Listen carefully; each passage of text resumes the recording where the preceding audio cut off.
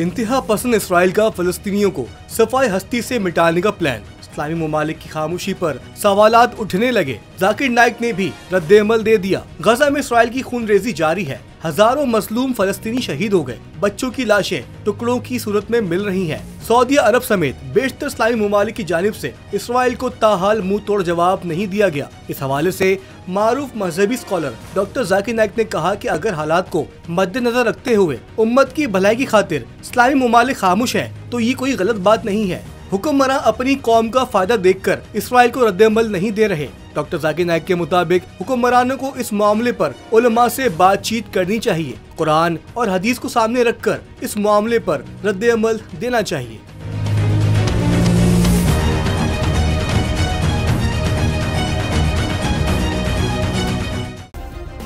Subscribe करें और bell दबाएं ताकि कोई खबर रह न जाए।